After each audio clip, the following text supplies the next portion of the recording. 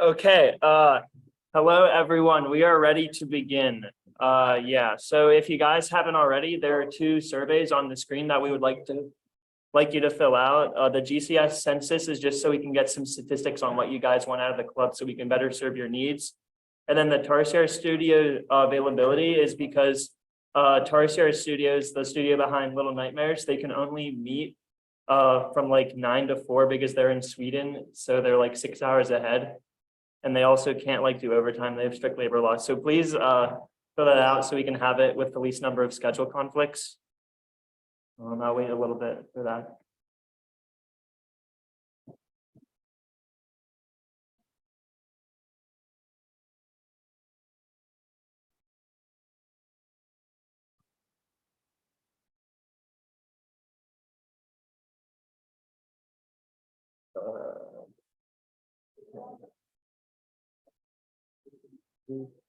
Okay, I think we're gonna move on now. But yeah, hello everyone, and welcome to the Spring 2023 Pitch Fair. What's the pitch fair? Yeah, but what is the Pitch Fair? Well, you see, here are the rules of Pitch Fair. So basically, each team will present their game in 7 minutes max. This is a hard limit. We will cut you off immediately, so please make sure it's under 7 minutes. And then also after all of the teams are done, we're going to have individual Q&As. That's why there are names all over the room, because that's where you'll be able to ask team leads questions about their game. We're also going to have a live Q&A on Discord as well. And then, yeah, after all the pitches are done, we're going to send out the team sign-up form so you can actually choose which teams you want to work on. And then we're going to have those out by 5 p.m. tomorrow, right? Yeah. And then also importantly, the first team meeting, once you get your teams, will be Sunday at 2 p.m. I think we will meet in Hunt Studio A and then probably disperse from there. Okay, so yeah, we have many. Is it Doherty? It is in Doherty, yes. Yes, we will send out details. So yeah, we have many exciting games to share. However, before we begin, we have a few announcements. So we do have a few, or do you want to? Okay. Yeah, we have a few upcoming events. Like I mentioned, our office hours and like teamwork sessions are starting on Sundays. They're usually like 2 to 4, or usually like sometimes they'll go over as well. We're also going to have Unity and Unreal Engine tutorials on February 12th, so that those of you who are more beginners to game development, we can kind of like get you onboarded so you can kind of get a gist of how to use the tools. And then also on February 12th, will be giving a talk. You want to mention about it, or? So basically, FMOD is this software that you can use to make adaptive music, and I'm going to be sort of going over how to implement that in your game and some examples. Yeah, you should come check that out. And then also on February 24th, Andy, do you want to talk about Chili Room? Or? Okay, February 24th, we also have the talk from Chili Room Studios, who made Soul Knight and other iOS and Steam games, which were pretty popular. And yeah, that should be pretty exciting. He'll be talking about like game design and different philosophies, I think. Okay. And then also, as I mentioned earlier, Tarsier Studios wants to give a talk. So if you didn't scan it earlier, then please scan it now.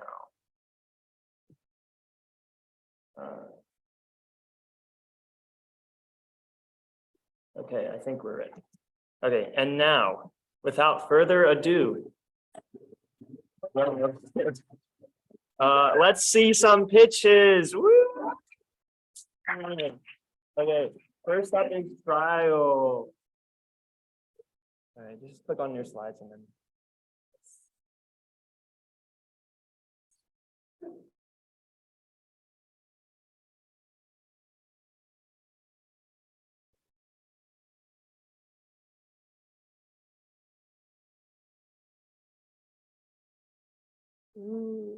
Yes. Hey, hello everyone. We are the co-leads for trial. Hello, yes. I'm Audrey. I'm a senior in HCI and the BHA program studying humanities, analytics, and art. I've made quite a few games before as a programmer, designer, and artist. but I primarily like to focus on character art, 3D animation, and sculpting. I'm Gilbert. I'm a senior in AI and CS. I'm not as cool as Audrey. I've only played 2 games back in high school. I've also been rejected by basically every video game company in existence. So instead, I take systems classes at CMU. Okay, now for our game. So you're hanging out with a bunch of your friends. You're trying to think of a game that you can all play together. Someone proposes Smash Bros, but like half the people in the group are basically semi-professionals and the other half like don't know how to shield. So you all know how that game is going to go. Someone proposes an MMO, but that's way too much of a time investment. Puzzle games are like kind of slow, and like you've all played like 20 hours of Mario Kart each, so you don't really know what to do. And then someone proposes Trial, a multiplayer game where you and your friends play as a bunch of criminals who have to fight a monster to earn your freedom. So you decide to give the game a shot. When you load into the game, you see 4 characters that you can select from. The Berserker, a psychotic murderer with a penchant for dismemberment. The Armor, a weapons manufacturer with questionable loyalties. The Tycoon, a pharmaceuticals business owner who puts profit above all else. And a healer that does not exist yet. So once you've selected your characters, you load into the game, the gates open and you enter the arena. It's a dark, gritty sci-fi environment with bright lights covering a decrepit, crumbling coliseum. You hear the roaring of the crowds and the sidelines, and you know the game is about to begin. All right, so the stage is set. The players get just a few moments to orient to their surroundings before the huge shadow of a tentacle stretches across the entire arena towards them. And then it crashes into the ground. The entire earth shakes. Everybody is scattered into all directions, trying to escape from the blast. Some of the newer players don't dodge out of the way in time, but it's fine. The Kraken does less damage at earlier phases in order to help ease new players into the learning curve. This allows time for a utility character to run to the healer, cast an ability, bringing all the injured players to her, and then the healer is able to channel an AoE recovery spell. Meanwhile, the tank is standing nearby, ready to shield the players in case the Kraken attempts to attack again. The battle rages on. Everybody begins learning the Kraken to move slowly. They begin calling out attacks to each other, trying to help each other stay alive, as well as letting the damage dealers go in for a few blasts at the Kraken. Soon enough, the Kraken is only at a fraction of the health that it started with. But as the Kraken takes damage, its attacks become more powerful, making the stakes more punishing and raising the stakes until a devastating series of blasts sweeps across the entire arena, catching the party unaware. Many of the players fall, and the rest follow soon after. But one man is left standing. Let's call him Chad.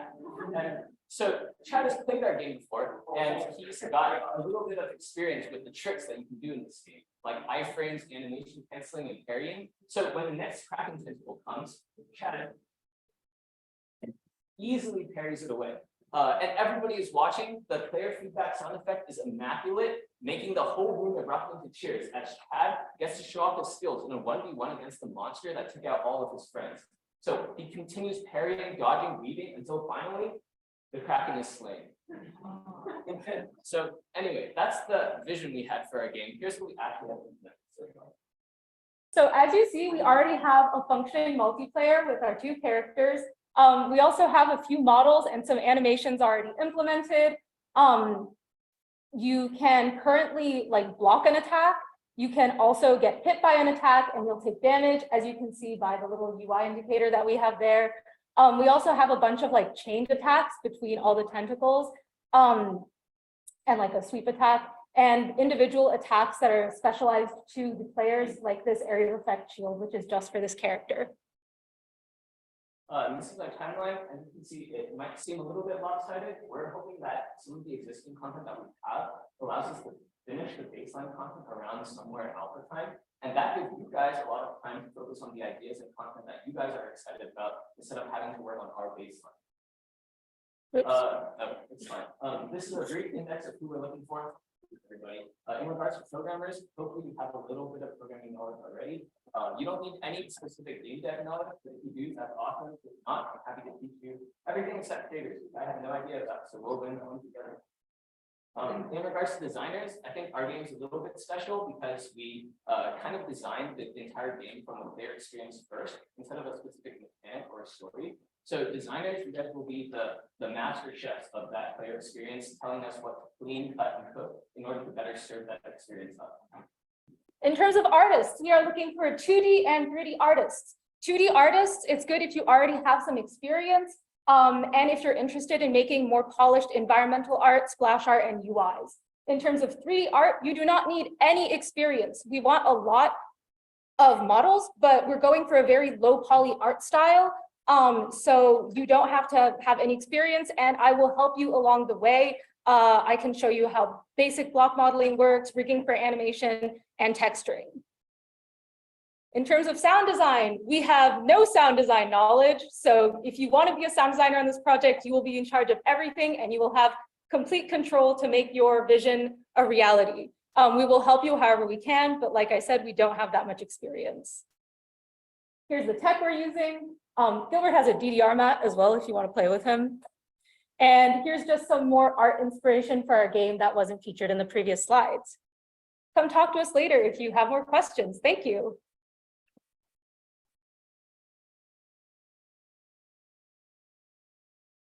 Also, a quick thing that we didn't mention, on Discord in general, I started a thread for each, I'll start a thread for each game. The trials thread is already up and you can ask questions in the thread and they'll answer later. Okay, next up is Blaine. All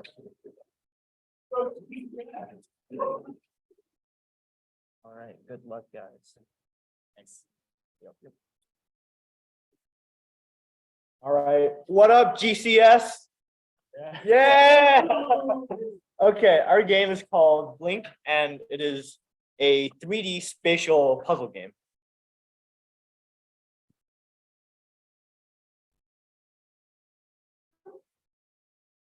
Give it a moment. Is this your laptop? It's on you. There's quite a few gifts, so. Want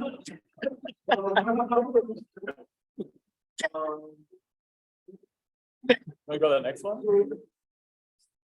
Hold on. Yeah. Okay. So I'm Alex Su. I'm a freshman BCSA student, and yeah, I've been working in Unreal Engine for quite a while now. Last semester, I led Bullet Ballet, another 3D game, which you see some gifts of right there. My co-leads are. Hey everybody, I'm Milo. I'm new to GCS this year. I'm a sophomore in MCS, and this is Jack. There we go. I'm also new to GCS. I'm a sophomore in CS. Not a lot of like outside school programming, but that can do addition and subtraction. Nice, thank you. All right, so the basis of our game has to do with quantum objects. So objects that are quantum are in superposition, and they only collapse to a specific location when you observe them. So if you don't look at an object, the place that it can be in can change. So here's a good example of that. So you see here, we have an object here on the left. And then if you blink, the object will change its location. Alex made this in Unreal. He's Unreal for making that. And part of this was inspired by a game called Outer Wilds, where these objects, it's kind of dark. I don't know if you can see it very well, but oh yeah, you definitely can. But it's essentially the same concept that when you turn and an object leaves your field of view, the object will teleport to a new location. Oh.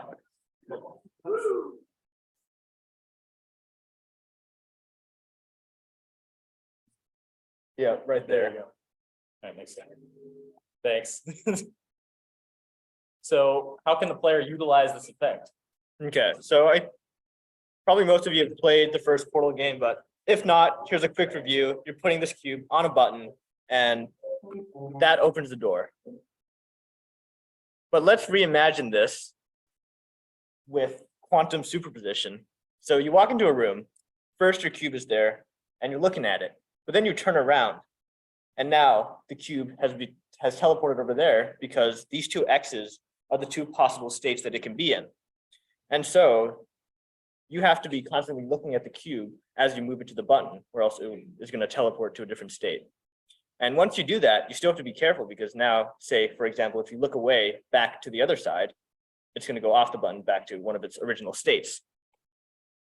And finally, even as you walk through the door, you're going to have to walk through backwards in a sense to keep your line of sight on the cube, or else it is going to collapse once again to a different state.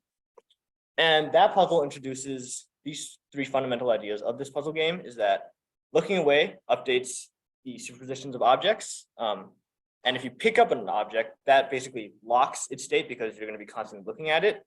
And movement direction is very important to solving a lot of these puzzles. Here's a quick clip from Antechamber that demonstrates a similar mechanic, which you have this gate that's closed. But if you're walking backwards, it's open. So the trick is you have to walk through it backwards.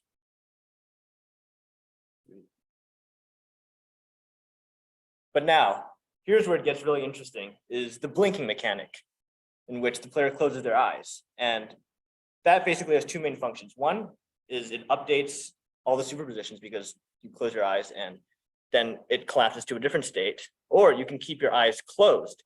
And in that case, the objects remain in superposition. Basically, they don't exist. And a quick puzzle to demonstrate is if that's the exit, you have this green block blocking your way. You're thinking, oh, maybe I can just do this by walking backwards, and you'd be right. But if there were two blocks that both can be in superposition, if you try to walk backwards, they're just going to swap places and you'll still be blocked. But if you close your eyes, then they're going to stay in that superposition state and they won't exist. You'll be able to pass right through them. Basically, the only way to solve this puzzle is to deny the obstacles by closing. Exactly. Your eyes. It's kind of how I deal with most of my homework too. Okay, so objects can also be entangled, which means that they'll switch locations when you blink your eyes, which is also going to be a useful mechanic for some of our puzzles. And like Alex said earlier, if you pick up an object and then blink, the object will still stay in your hand. So that way you can lock a certain object into a certain state, and that will allow you to solve even more puzzles. Oh yeah, also there's certain objects where if you stand on them and blink your eyes, you will become entangled with the object, bringing you to a new location. So there's a sort of almost portal-like element of teleportation in the game as well. And of course, you've got to have portals. And that basically just allows for one, indirect viewing of the objects. As you can see in that, you can like see through the portal and keep your line of sight on the object. And the portals themselves are also quantum objects. So as you can see here, they can switch their target destination by updating their state, or they can actually switch their physical location. Here's a quick puzzle idea. To get across this, you have to jump across two obstacles on the same part of the x-axis. So what you'd have to do is you have to jump to the first one and then jump through the air and blink while you're in the air to switch the blue obstacle to be at your feet when you land. Oh yeah, we don't really have very many ideas for the music of the game, but we thought that jazz might be cool. Yep, so we're looking for basically everyone, definitely a lot of programmers, a lot of game designers since it's a puzzle game, so that's going to be very important, and artists and everyone else who is interested. We're going to be using Unreal Engine, any 3D modeling software you want. And yeah, basically, if you're interested, feel free to join. Programmers, you are going to have to learn Unreal Engine if you haven't used it before. And yeah. Anyway, yeah, we're just looking. If you don't have much experience, that's okay. But we will tutor you personally if you're struggling. Programmers and artists and musicians. Thanks yeah, so much, everybody. that That's is our game great. link.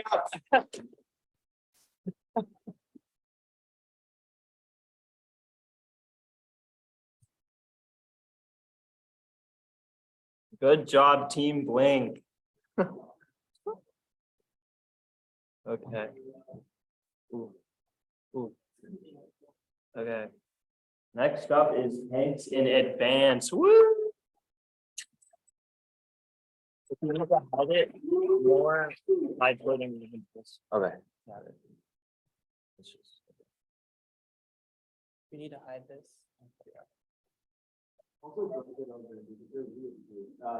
Okay. Hi guys, we're Tanks in Advance. So do you guys know? Oh, okay, hold on. Do you guys know We Tanks? A lot of people know We Tanks. We Tanks is really awesome. So basically, it's a top-down isometric tank shooter game. So we are going to take this basic idea and make it 1v1. And there's a twist to it, which I'll get to in a second. So the way to win this 1v1 is at the end of the game, you want the most tanks on your team in the middle of the map. Like imagine there's a little circle there. So we're gonna have round one, both players have a tank, and then, you know, they drive around, they fight, one of them shoots at the other one, and it explodes. However, the one that got exploded, it becomes a ghost and continues recording its movements while the timer goes. So then we get to round two. Wait, can you remove that? Thanks. So you get to round two, and now there's two more tanks. So what's that about? Now, for this round, you're going to control the new tanks, and those old tanks will play out their old actions as they did in the first round. And they can interact with your new tanks. They can shoot your new tanks. You can shoot them, etc. And so that's going to continue on for like 3 rounds or 5 rounds. I don't know, something. And yeah, so in this example, like what happens is the blue tank shoots the first red tank who killed the first blue tank. So now the first blue tank is alive and kills the other red tank, and it's stuff like that.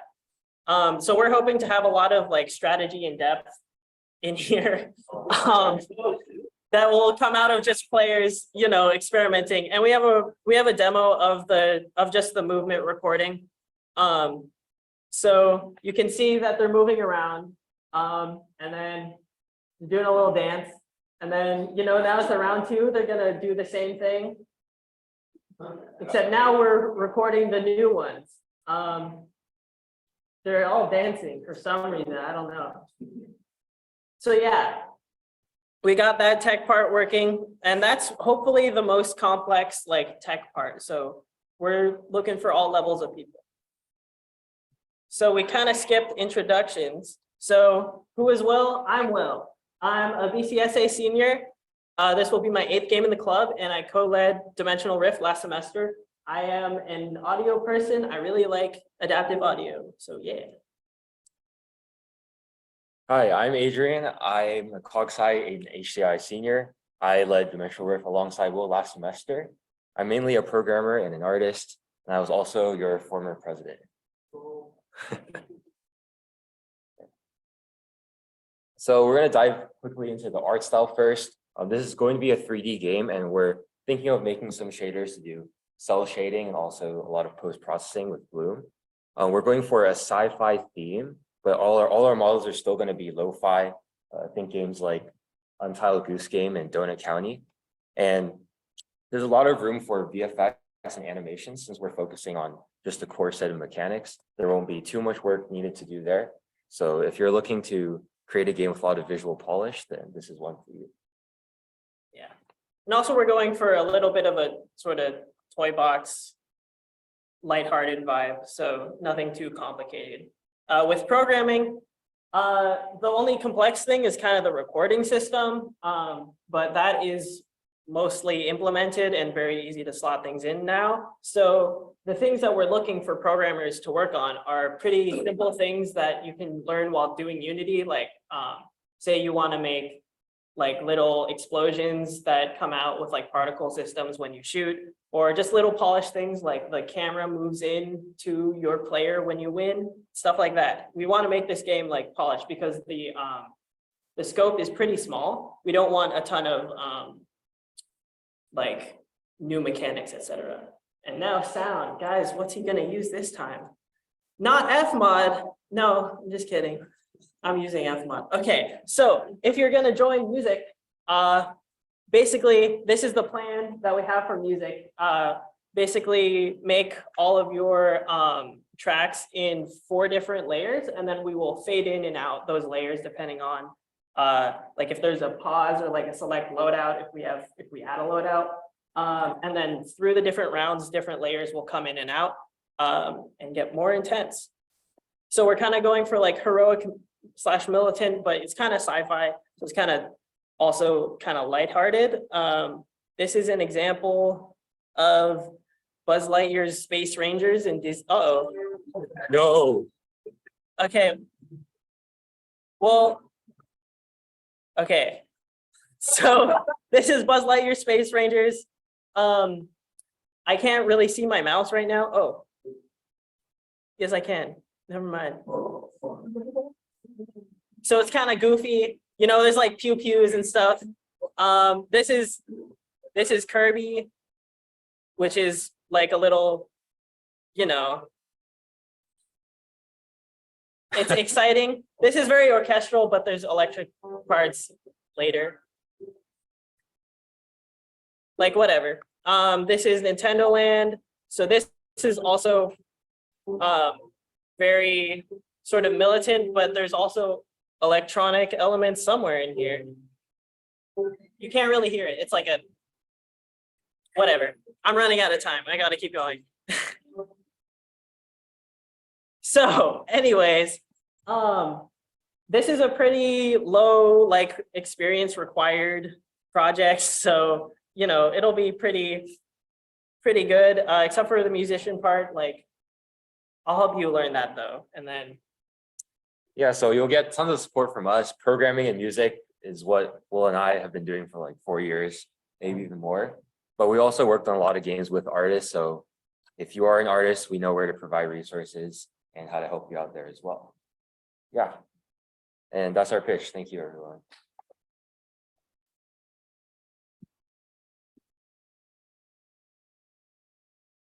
What is this plugged into? Oh, this is good. Oh, this is your. I'm sorry. I'm so used to using my laptop.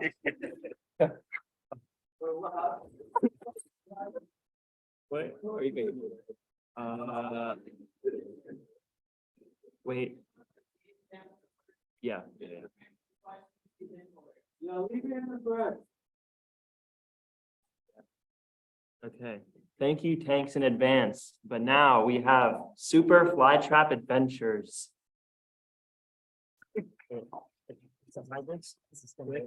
We can, yeah.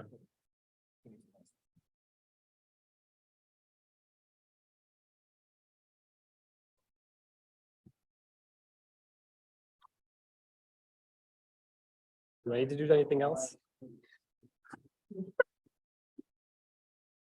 But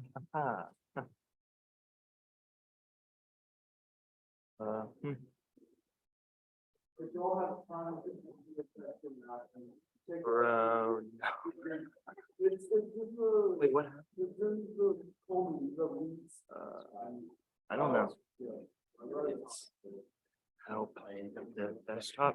What time is it? I don't know. Try to plug it out. And then Is it working? Unplug it in. replug it.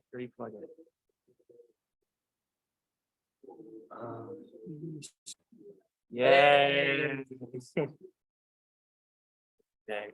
Yeah. Hello, everyone. My name is Eli Fox, I'm Clyde Q. and this is our game Super Flytrap Adventures. So first, who we are. My name is Eli. I'm a senior in mechanical engineering, and this is my 4th semester with GCS.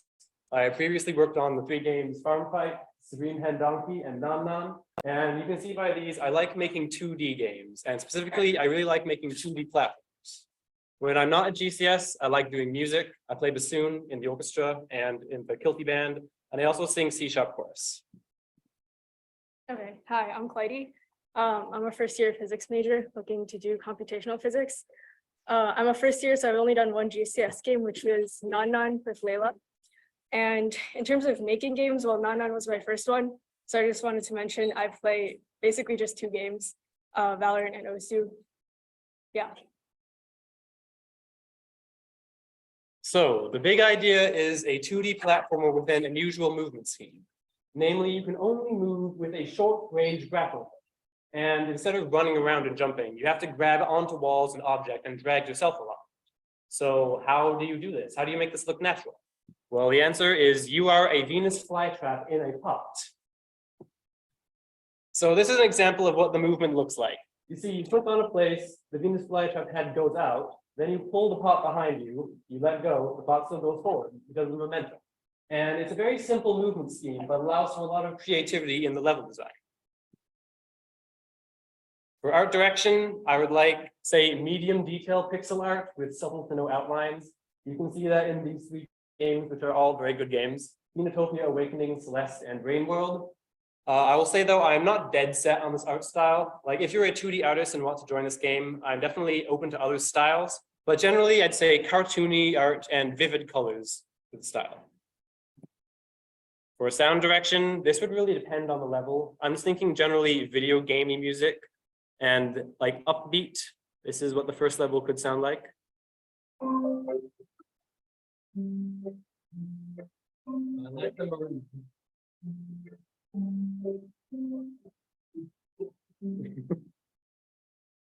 Yes, but level design is where this game really has the chance to shine, because the movement scheme is different from most platforms. So I really want every level to have unique environments and unique objects and very good level design so that you can really take advantage of the movement scheme. And for like how you design the level, overall linear, but you have some subsections in the level that you can go off into. Like you start someplace, have a linear start, go into some big room. There's 3 paths. Which do you choose? It doesn't matter. You have to do all of them in the end. Then after that, you unlock the end and it can go down. Basically overall linear, but with some branches, so it isn't just A to B. And with what to put inside the levels, I'm thinking of a mixture of logic puzzles and movement challenges, where logic puzzles are, you have some puzzle in the game, you have to figure it out in order to go to the next game. Movement challenges are where you have a bunch of obstacles and hazards in the room, and based on that, you have to find a way to get to the end without dying. Think like, I mean, there's a lot of platforms that do this, Super Meat Boy, Celeste, but I'm not going to make this as difficult as Super Meat Boy or Celeste. I want to have a generally relaxing game. So yeah, if you want to do level design, please join this project. I need level designers. For hardware and software for development, we are targeting 2 types of input, which is click input and touch input. Because the movement scheme is very well suited for touch input and click input, you only really need 1 button. So we're going to target Windows, HTML5, and Edge. Windows and HTML5, those are click input, and HTML5 is really good because it's very portable, it's easy to share it. Android, because I have an Android. I'm not saying iOS because I don't have an iPhone. If you have experience with Unity and iPhone development, I would definitely love to have you, but just to keep this in scope, I'm only targeting Android right now. For the engine, using Unity, demos in Unity, that's what I'm good with. For art and music, I really don't care. Like if you're an artist or a musician, you know what programs you like, you know your workflow. I'm not going to step on that. Just do whatever works for you. For previous experience, this is intended to be a very beginner-friendly project. It's okay if you don't know Unity, I can onboard you. Right now, there is a demo, but it doesn't have that big of a code base, so there isn't really a lot to learn for the game specifically. If you're an artist, I would prefer that you've done art before, but I presume if you're in this room and you consider yourself an artist, you already have done art before, so that's not really an issue at all. For support, I'm a programmer, so I'll be able to help the programmers the most. If you want to know how to do something, I'll be able to send stuff to you or help debug stuff with you. If you're an artist or musician, I don't have as much experience in those areas, but I definitely still be able to send stuff to you in order to help you along. And now, this is the video demo that demonstrates the types of movements that are possible in the game. It goes by pretty quickly. So first, grab the ground. You fling yourself along. Grab the wall. Grab the ceiling. Grab the ceiling again. Now look, this pebble. You pick it in your mouth and you throw it and you score. You score it in there. And that is the end. Pretty short. But this really shows the kind of level design and the mechanics that I want in the game. You see, like it's different from normal platform design. This is all very tailored towards the type of movement. And I want every level to be like this, where you have unique objects and unique mechanics that allow you to really take advantage of this movement scheme. And that is it. So thank you. I'll be available after to answer any questions. I'd love to have you on my team. Thank you.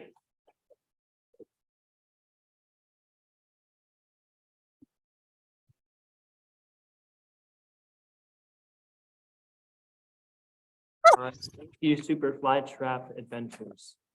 Next up is Project Horus. Yeah.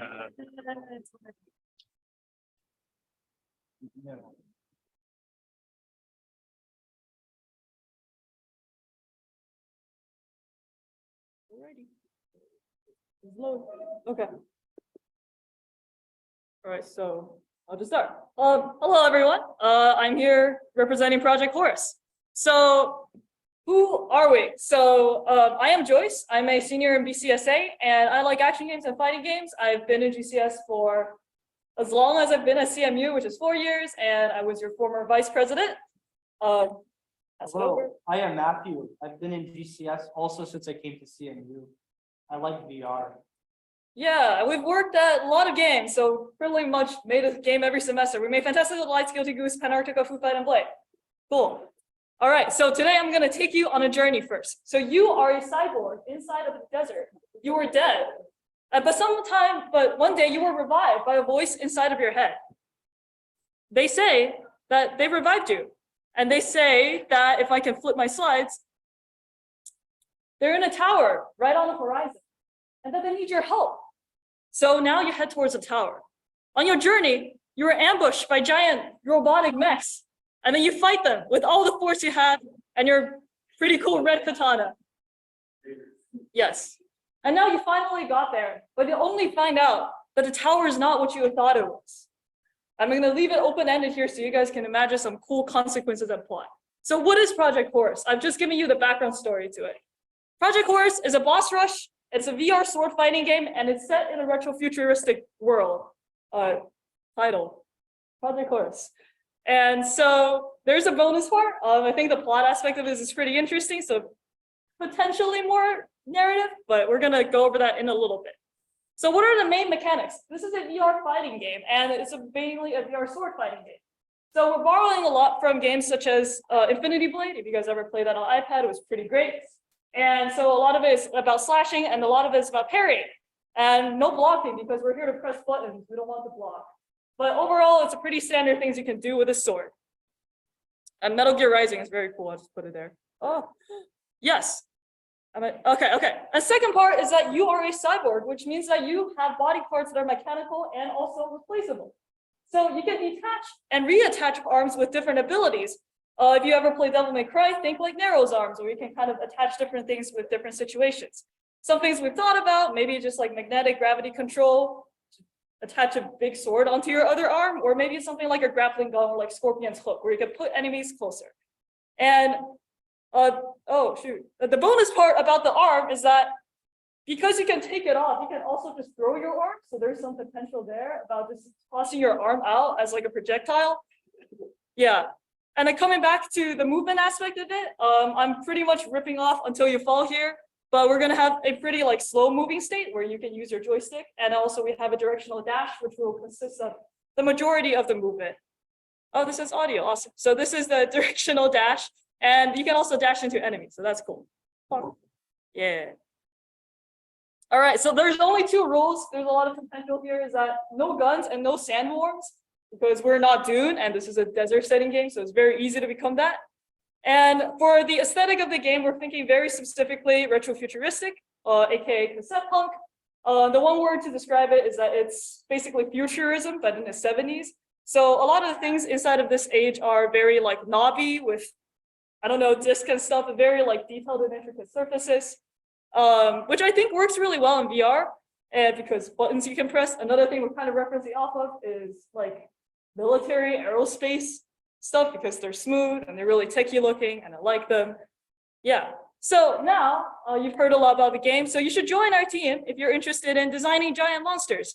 We're looking for concept artists, 3D modelers, texture artists, and rigging artists, and animators to design these gigantic monsters. I'm going to show you guys a lot of Metal Gear pictures, but do keep in mind, I do not expect the game to look like that. It's just very cool and I like them. And also keep in mind, you have to design the character itself, who is a cyborg. So you get to design various weapons, arms, model them, animate them, etc. So I've put this vaguely as look development because we're kind of lacking on the environment.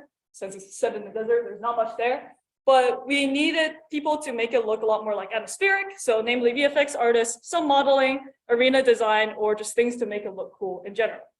And finally, last but not least, programmers who may be or may not be interested in enemy AI, gameplay programming, basically every mechanic that was mentioned before, procedure animation, and UI scripting. So, you know, we need someone to bring these all back to life. So that's pretty cool. You get to be Hacker Man. I almost forgot.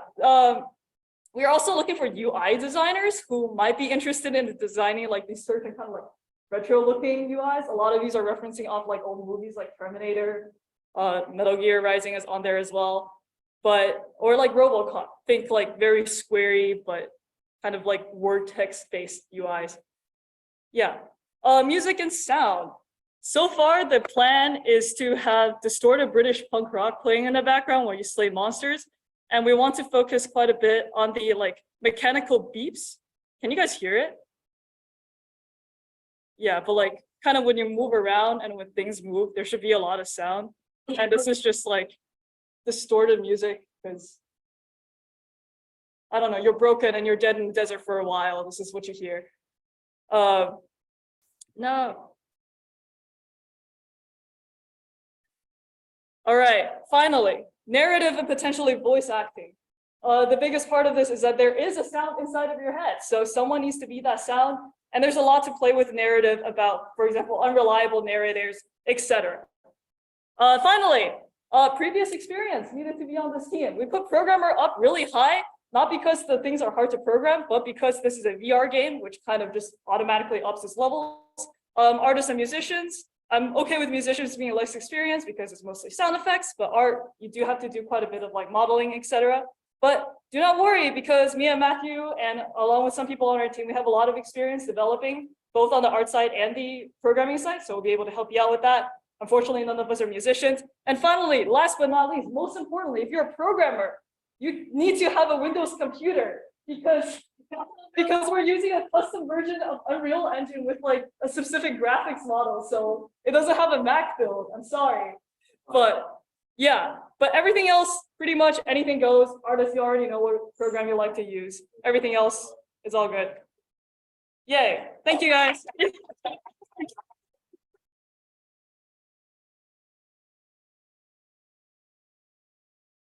All right, thank you, Project Horus. Next up is Shrine Spirit. Yes, okay. If you ever need to hide this, click here and then click hide floating with meeting controls. Yeah, and good luck. You got this.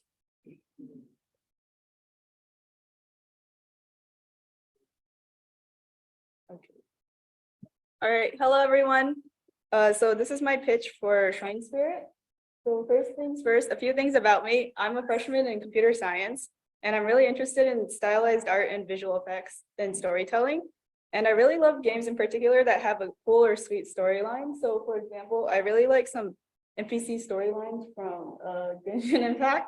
And in general, I also like this game called Night of the Full Moon, where your choices impact how the final storyline is created at the end of the game. So let's get started on basically what the game is about. So I'm planning for Shrine Spirit to be an app game where you play as a small spirit that wanders around a shrine. And in particular, the spirit's goal is to meet the god of the shrine. Now, how is the spirit gonna meet the god of the shrine, I guess? So in particular, they're gonna get the god's intention by rebuilding the shrine and collecting offerings to get the god's attention. So this will be done with two game modes where they answer people's prayers and also shoo off other spirits from the offerings at the shrine. And then here we also have a quick sketch idea of the setting and character.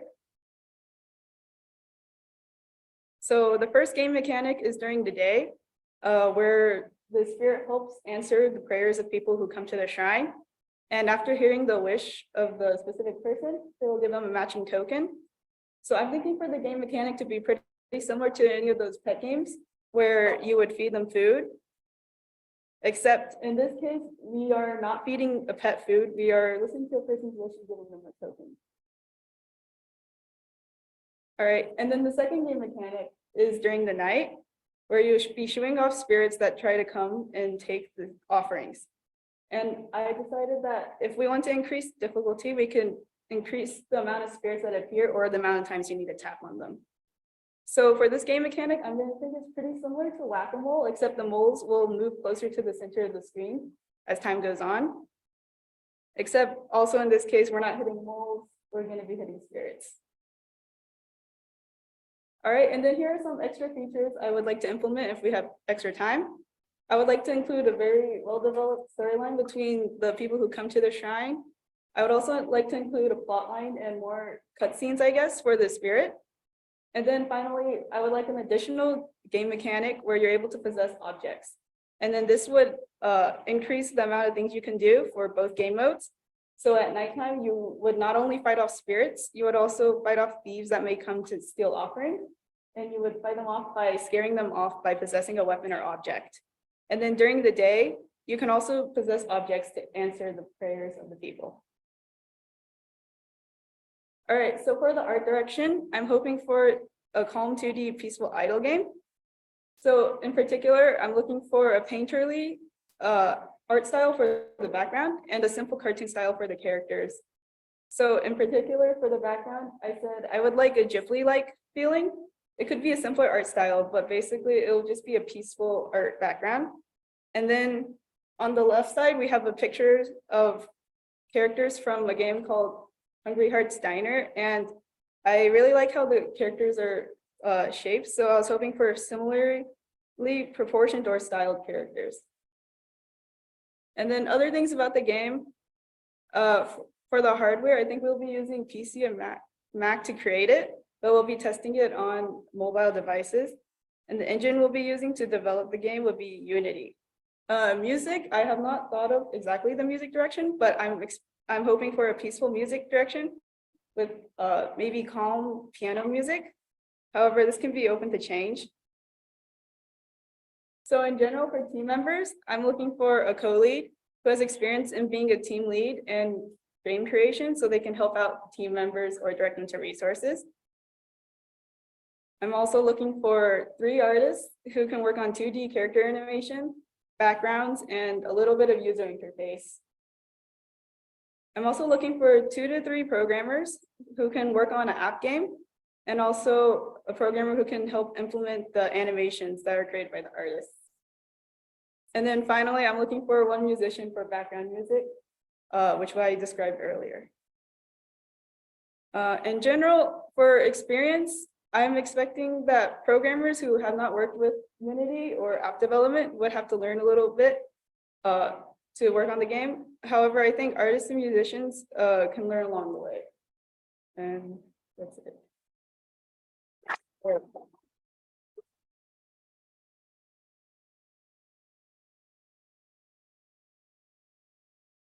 Okay, thank you, Shrine Spirit.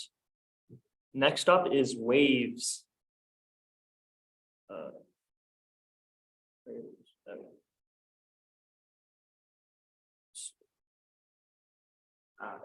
Okay, yeah. So basically, if you need to hide this, click on more, and then click on sliding, or click hide. Oh, okay. Yeah, go whenever. Okay. Hello, everyone. This is Waves. Brief team introduction for right now. I am the team lead. I'm an audio person. I'm currently in BXA for music tech and math. Hi, my name is Michelle. I'm not the other co-lead. I'm actually the 2D artist on this project, and I'm a business major. We also have our programming lead, Jingshan. Can you wave in the audience? She's a fantastic programmer. And then we also have Benny Rupert, who specializes in 3D art, and he is from RPI. This is actually a project from the fall term, where we completed the overall game mechanics and also the environmental settings. However, there is still a lot more that can be done to this game so that it's more fantastic. To summarize what this game is, it's situated on Skip Hill, where it's a large planet with 99% of volatile waves. And on this planet, kelp is the most valuable resource, and people, different companies, and all different powers fight for all means for kelp. This is a video clip that we did for the demonstration of the game mechanics from last time.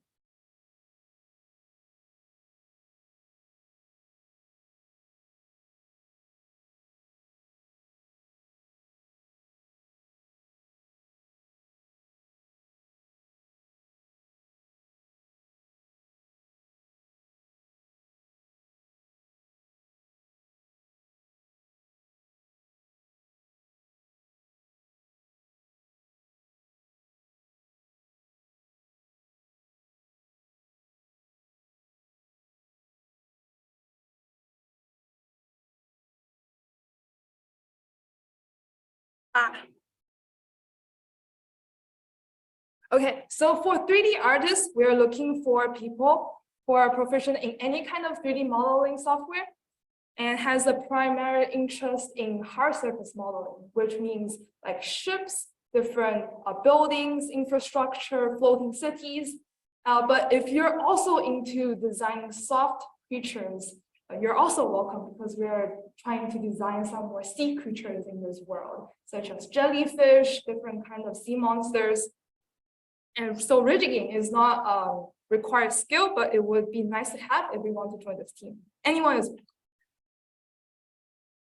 These are some examples of hard surface models.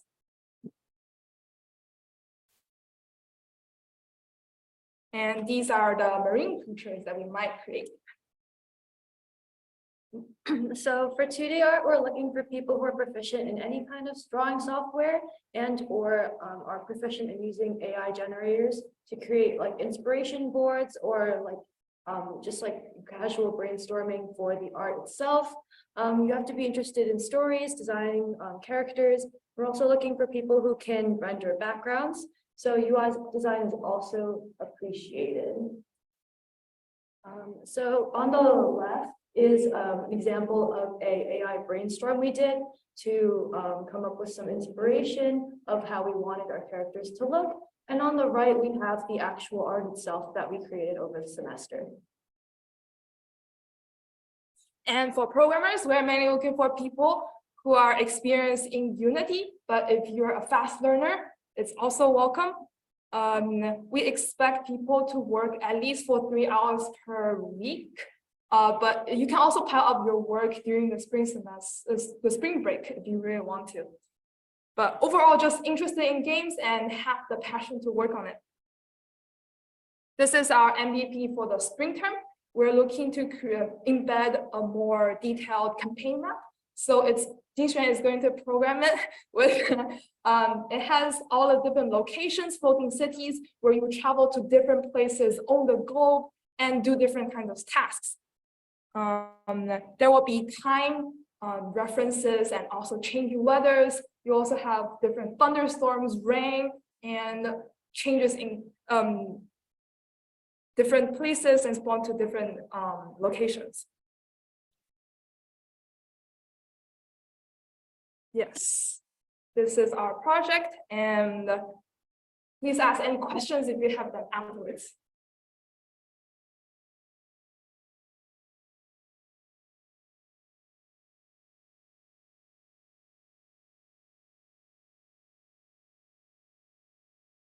Okay, thank you, Waves.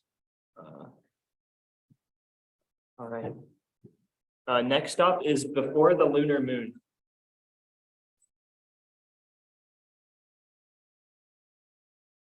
So if you need to ever hide this, click on more and then click on hide floating. Okay. Yeah, good luck.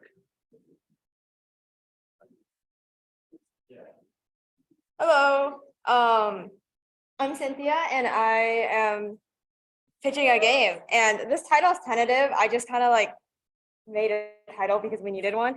So about me, I'm a freshman and I'm a biological science major, and I really like video games. I've made a lot of video games during high school, so like since college I haven't really done any, and I'm pretty much only good at the like 48-hour time crunch a hackathon gives you. And I primarily work as the project leader. I work leading game design, graphics, story, marketing. I have done some development, but that's not really like where I work mostly. My co-lead, I promise he exists, is Matthew. He's a freshman in SCS. Here are some games he likes. There's a game he made recently. And I think he like unfinished experience, but he has a lot of experience, trust. Okay, so the game, the inspiration is based on the 12 zodiac animals. If you know like anything about them or like the story behind how they came to be. So there's a ton of variations because it's kind of just like a fable that's passed down. But the key idea is some higher being said, we want to cycle the years in cycles of 12, and they need an animal to represent what every year, those 12 years to cycle. So obviously the conclusion is we have every animal in the animal kingdom race in the first 12 to get to like some like place, get to be in that order, the 12 animals that cycle through the 12 years. So here are some concept drawings. The general idea is, since this year is the year of the rabbit, you play as a rabbit character, and you journey to some final destination, and that's your win condition. You're on some kind of, it's not like a timer time crunch, but it's like there will be a day cycle, and every day another animal might already make it, and you want to be like one of the first 12 to get there. If 12 make it before you, you lose. On your journey, you can stop at like villages or settlements to talk to villagers, and you do favors for them, and then they'll repay you in favors, gold, food, or any other kind of like resource. It's very similar to like the Persona 5 daily life gameplay, if you've seen that. And I think mechanically it'll be mostly a point and click game. So the map idea is kind of like, you have this map that's very long, and then you have a lot of settlements that you can travel to. And you can click on different places and it'll take you to those places. So after you click on it, you'll be put into like the actual settlement, and what it looks like is, did it skip the slide? Okay, yeah, okay.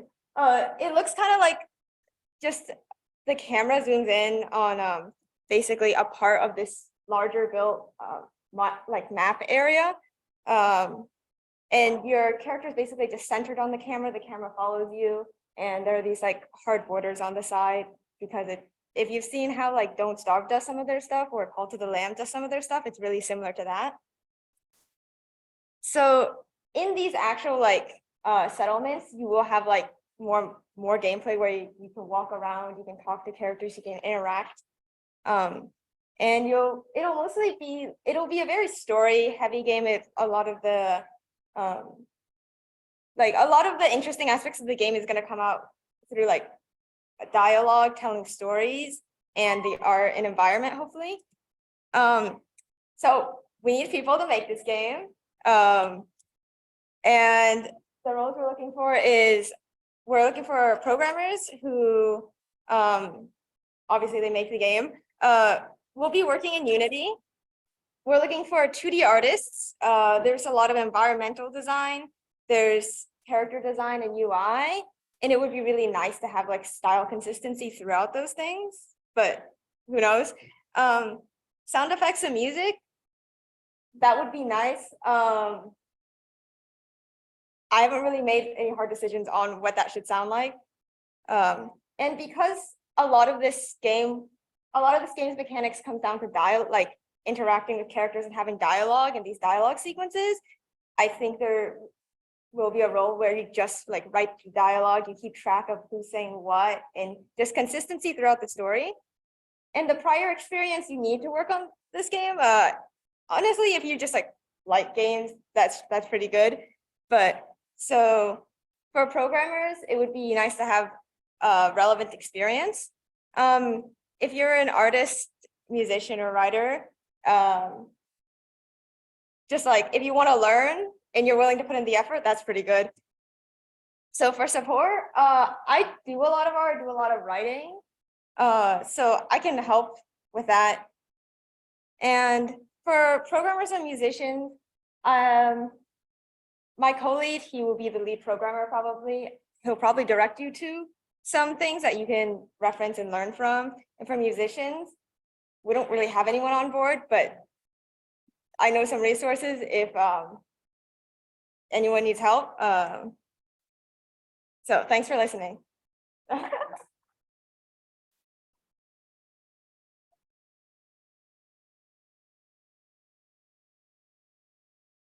Thank you before the lunar moon. Next up is STEELPUNK.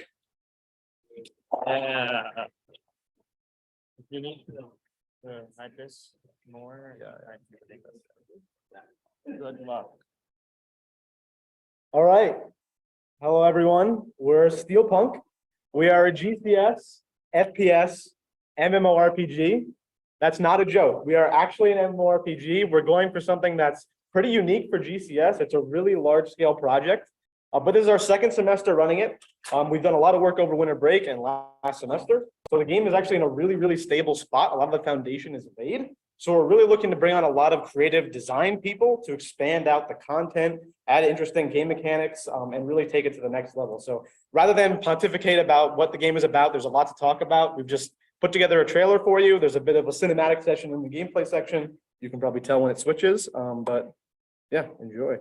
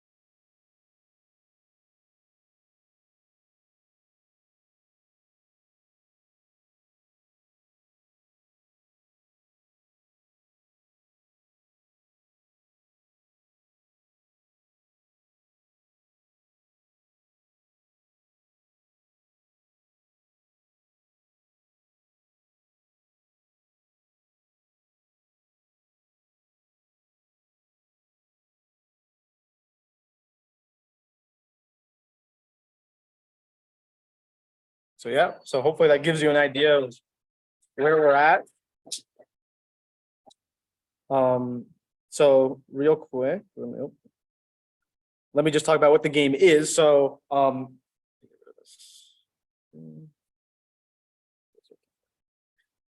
it's an MMO looter shooter. So basically the way it works is you play with your group of friends. There's a squad of up to 4, and you guys go into the Earth. So the Earth has been consumed by an AI. And basically the humanity is left stranded on the moon to sort of avenge for itself. And there are these, small sect of society, which is actually equipped with an exoskeleton that allows them to return to Earth gravity. And they basically go out on these little expeditions down to Earth. They jump into the Earth's surface by blowing a hole in the top. And then they go in and they try to extract resources, do as much damage as possible, and sort of wage this feudal war against the AI. So it's sort of similar if you play games like Risk of Rain, Escape from Tarkov, with that sort of going in, getting loot, and then leaving and having sort of a persistent stash inventory. Destiny and that sort of like abilities and gunplay gameplay with a squad of 4. Or like TF2 man versus machine, where you're kind of fighting off a lot of sort of relatively simple AI. But we also have boss fights that we're going to implement. We had that in one of the last semester. They're going to come back as we adjusted. So the world design, because it's sort of an AI has consumed the earth, there's a lot of freedom we have in the way we sort of manipulate the environment. We want it to sort of be like inspired by different elements of human architecture, but also being very mechanical. So we have like these sort of more Roman columns, we have like sort of Gothic church-like areas. So we really want to play with this feeling, like this almost like archetypal feeling, like humanity has been taken over by this machine, and it's sort of humanity clawing its way back. So it's very industrial, but there's a lot of different architectural motifs. Jason, if you want to talk quickly about it. Yeah, so for example, you can see this problem is kind of inspired by a classical Doric style, but it pretty much has an industrial twist within it. I think it would be really cool to have some ideas about how we can find example styles from other architectural studies, or like even just human culture, and we kind of twist it in a way. Cool. Hey everybody, my name is Blaine Black. I'm the current composer and audio lead for this project. What we're going to do for the music is realize the world of steelpunk through sound. It's going to be very ambitious. The first thing that I'm already working on, actually in the second part of that clip, you guys heard some music that I've been working on for this game. We're going to do adaptive music. So think like Payday 2, Ultra Kill. Mainly we're using Fmod and Fmod's Unity integration to kind of map the pacing of the game with the intensity of the music. So we'll have high intensity sections where bullets are slinging, there's a lot of enemies spawning, and then lower intensity sections where the player's searching through their inventory. Also, what we need is a lot of sound designers. If you have experience with Fmod, that would be awesome, but if you don't, I'd be willing to teach you. We're going to try to do what I call tone-driven sound design, which is for every sound, we want it to be very unique. We want to ask ourselves questions like, what do we want the player to feel when the sound is played? What's the purpose of this sound? Like, why are we implementing it in the first place? And also, like, what does steelpunk sound like? What are the materials that, okay, yeah. All right, so yeah, just running through it. We don't have a lot of time. Our idea really is just to give you a sense of what the game is like, and hopefully you'll ask us more questions because there's a huge amount of stuff to talk about that we've implemented. But really my goal is to take this to the next level. I think it's really in a spot where we could scale this into a place where it could potentially be pitched or crowdfunded or something like that. So basically I'm basically completely free this semester. I have 9 units. So this is basically my full-time job. My plan is basically just be running office hours. I taught the Unity tutorial several times. I have a lot of experience teaching Unity. So my goal is to teach people and bring people on board. But we're really looking for people who are passionate. We're expecting a lot out of you in exchange for having something really awesome, hopefully for your portfolio, or maybe just a cool project that you worked on for the future. So join us.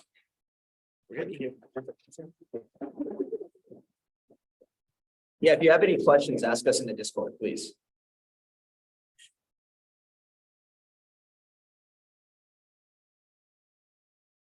All right, thank you, Steelpunk. Next up is Candy Capitalist.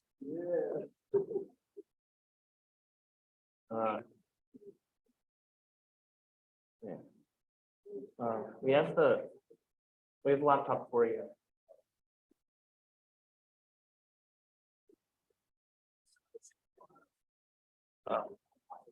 Is it on Docs? What? Is it uploaded on? Okay. Oh wait, I'm just changing accounts real quick. Give me a second. Okay. Oh yeah, but what? What do you mean?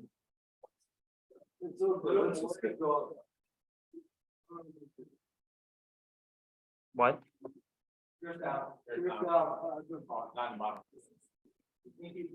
Oh, oops.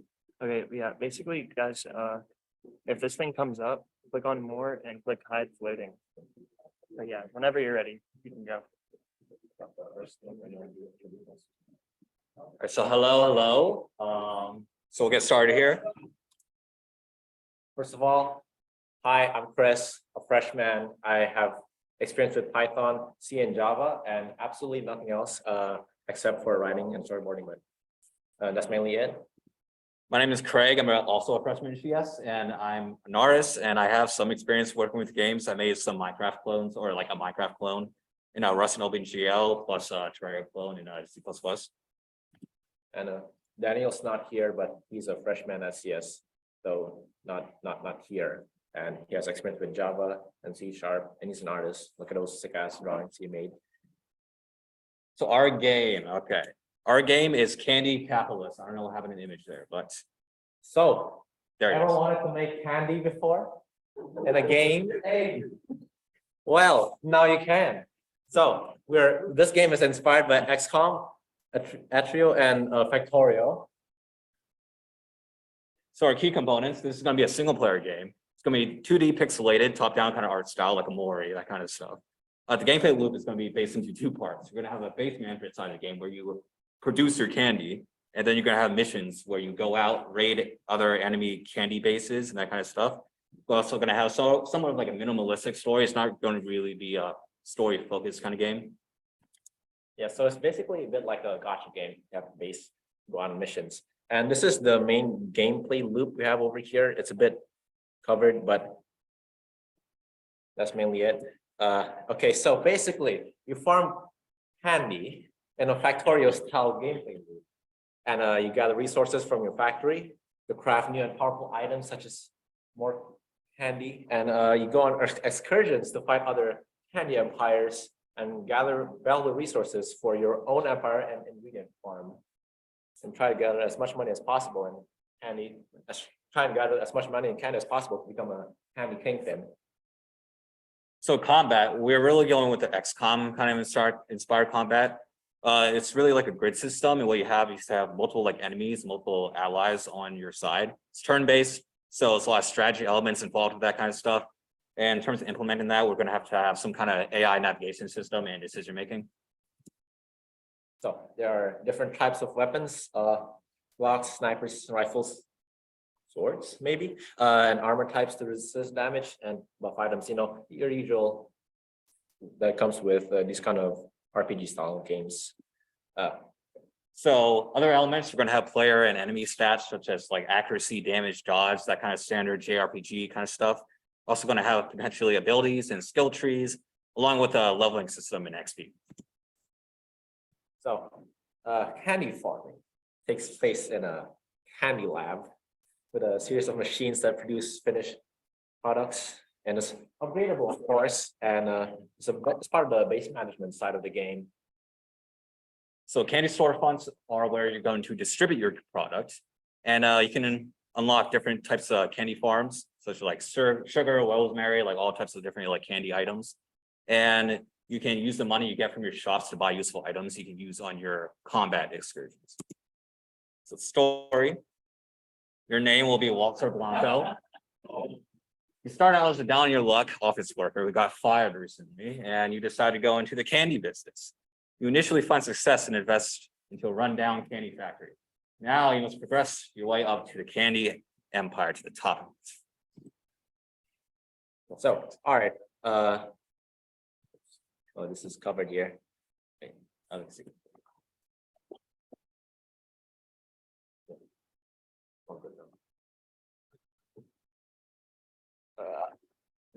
Okay, so. Yeah, so standard kind of JRPG art style shouldn't be too difficult for us to draw.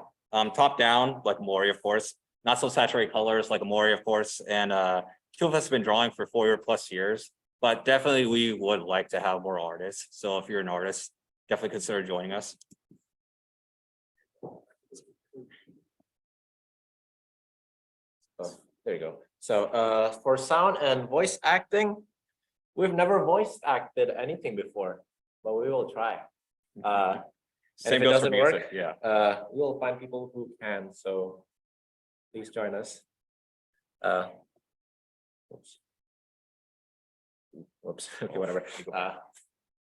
So we're going to be building this in Unity, and this game will be on PC and since Unity games are also common for mobile games. So it's also going to be on mobile. Yep. And that seems like it all. Yep. Yeah, let's go back to those. So how much experience I really need to complete this project? Well, since it's a simple 2D game, I really don't think we're gonna have like too much programming experience required for us. So I'd rate that a 3.5 out of 5. So if you're a programmer with some Unity experience, although you don't really need it, definitely consider joining us in that aspect.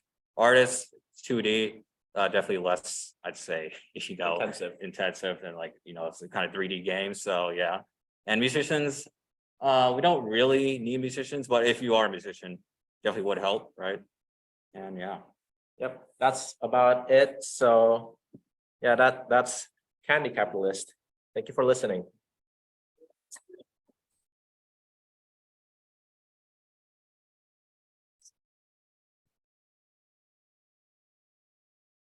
All right, thank you, Candy Capitalist. Okay. And last but not least, Grapple Gunners. So if you ever need to, if this thing pops up, click more and hyperlink. You can see that a lot, I guess. Yeah, good luck. Like speaking to the mic here? Speak. You can speak in the mic. All right. Hello, my name is Sam, and this is Grapple Gunners. So who am I? I'm the sophomore at CS. This is my first time at GCS, and so my other hobbies that are not gaming related, swimming, going to the gym. And right there is a little artist rendition of me. My previous game dev experience is fairly simple. I just mostly joined like game jams where I just make games in like a couple of days. And one of my more recent games and one of those jams was like a simple run and gun. So this new game I'm trying to pitch is once again another run and gun, but with a bit of a twist. So introducing once again Grapple Gunners. This is sort of like a run and gun and grapple game. So the core gameplay is like a 2D left-right perspective. You're shooting enemies with various weapons and use combinations of weapons to basically blow up all these different types of enemies and obstacles. And then you would also be using a grappling hook for combat and platforming to just sort of get around and to the end of each level.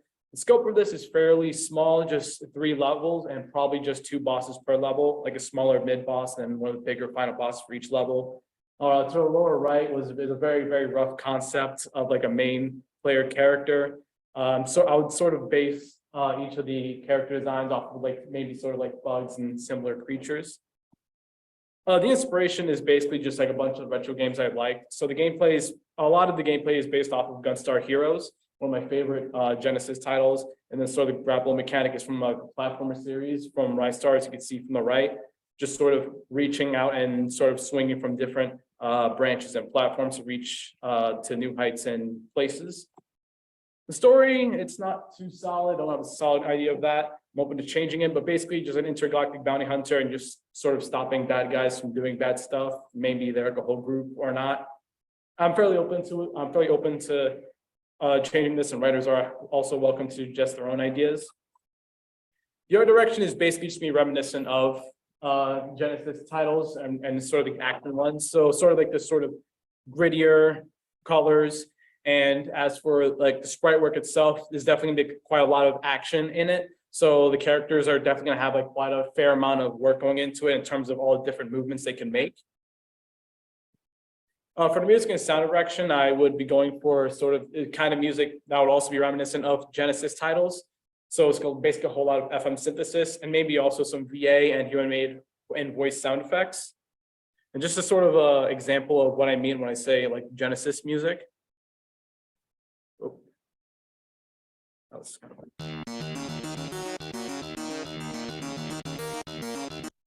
Oh no.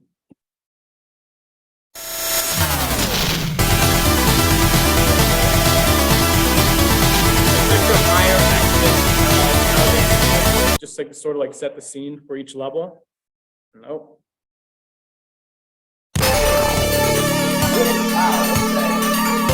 I'm not gonna play the rest of that. Some general notes. I am most experienced with Game Maker Studio 2, so I would most likely be using that for the project. And I do have a very strong preference for making this game look, sound, and play like a 16-bit game. So people who are interested in sort of realizing that would be most welcome for this project. So for hardware and software, I'm targeting for development, mostly just PC, perhaps the arcade cabinet, because this is mostly an arcade game. And then possibly also HTML, because I do hope to put this in some sort of online platform. And once again, the engine would be Game Maker Studio 2. So how much previous experience is necessary? I would say there will be significant experience for programmers because I would be also programming the game, and I do have a fair amount of experience in terms of programming stuff. For artists, I would like previous experience, and I would also accept anybody who's also open to learning pixel art. Same with musicians, just anybody who has experience is preferred, but if you're also willing to learn, that's also fine with me. How much support I can grant with each role? I can probably do significant support for additional programmers because I do know my way around GML. But for others, I would pretty much only be able to provide resources. And I also need an art and music co-lead. And that would be all. Thank you for your consideration for helping with Grapple Gunners.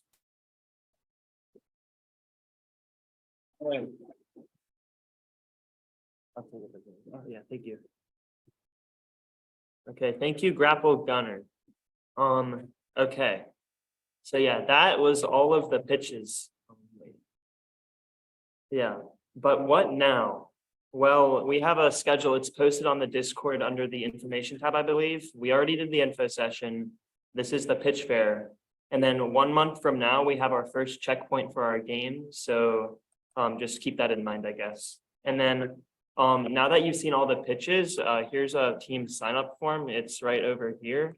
Also, if you're not on the Discord or mailing list or the Google Calendar, here are these links as well. And at this time, can all the team leads go over to their spots, and then everyone else can ask questions if they have any for them. Will and Adrian, aka Tanks and Events, they're not here right now, so just drop all your questions in the Discord thread. And the team assignment should be out by tomorrow afternoon. Or whatever, tomorrow. Hopefully tomorrow. by 5, but no It's just promises. Yeah, thank you all for coming. All right. Oh, wait. Oh, yeah. Yeah. So,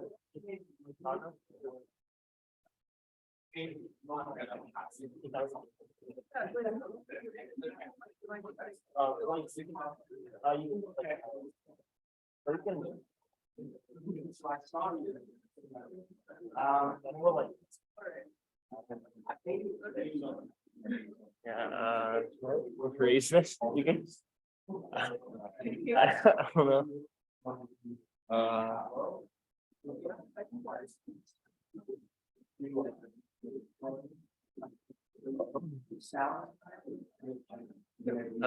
Thank you all for coming on the Zoom. That is it. I will upload a recording. How's it going? Yeah, just thought you'd stop by, I guess. No. Yeah, at least do you like the games? Yeah, it's cool. Yeah, wait, let me. Contemplating actually helping in Matthew's project for like gameplay. Wait for the what? Gameplay programming. Wait for a game? Or gameplay. Is that class or something? No, for Matthew Tomar's project.